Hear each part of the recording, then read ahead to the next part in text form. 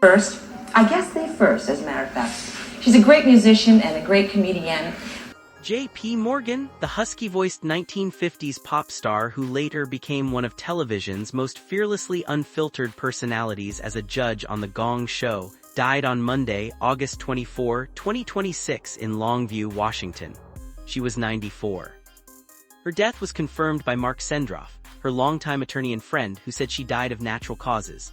It was, by every account available, a quiet ending for a woman who had spent much of her career being anything but quiet.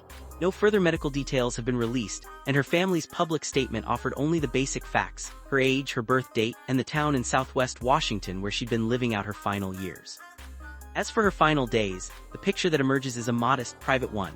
Morgan had been living with her nephew and niece, Duke Morgan Spencer and Peggy Sue Spencer, in Castle Rock, Washington, having spent many earlier years in California's San Fernando Valley, before relocating to be closer to family later in life. There's no indication of a prolonged illness or hospitalization in the reporting so far, just a long life that ended peacefully, surrounded by the relatives who'd been caring for her. Despite headlines referencing a final interview, no recent interview from Morgan has actually surfaced in the reporting around her death. The most frequently cited quotes come from decades earlier: a 1994 conversation with People magazine in which she fondly recalled her favorite Gong Show act, a performer known as Count Bangula who wore a cape and played the banjo while hanging upside down, and a 1992 interview with the Los Angeles Times in which she described her core identity plainly, saying that when she woke up each morning, she woke up as a singer, no matter what else her career had become.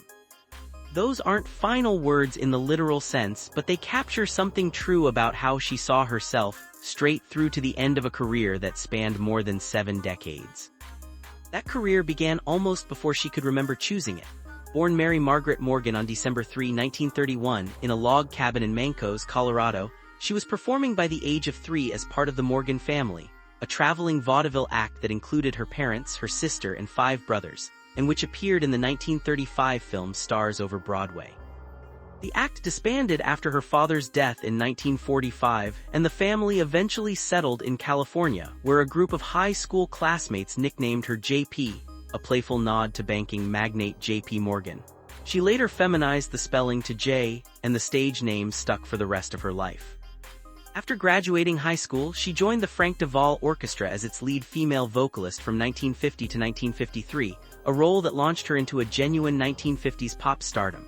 Her breakout hit, 1954's That's All I Want From You, reached number 3 on the charts, and she followed it with other hits including The Longest Walk, Danger, Heartbreak Ahead, and the cheekily titled Pepper Hot Baby, a preview in hindsight of the playful irreverence that would define her later television career. She also recorded successful duets with Perry Como and Eddie Arnold, and by the Billboard Hot 100 era, she'd continued charting with covers including Are You Lonesome Tonight and I Walk the Line. Television embraced her almost as quickly as radio had. She became a regular on CBS's The Robert Q. Lewis Show in 1955, launched her own twice-weekly NBC variety program the following year alongside 4 of her brothers, and became a fixture of the era's biggest stages, appearing on The Ed Sullivan Show, The Perry Como Show, The Jackie Gleason Show, and The Steve Allen Show, among many others.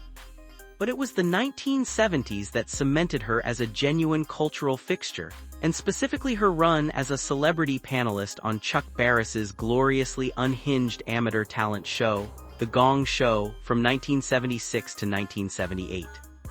Morgan brought a combination of musical credibility and total comedic fearlessness to the panel, famously awarding a perfect score of 10 to an act involving 2 women eating popsicles, simply because, as she put it with a grin, that was exactly how she'd gotten her own start.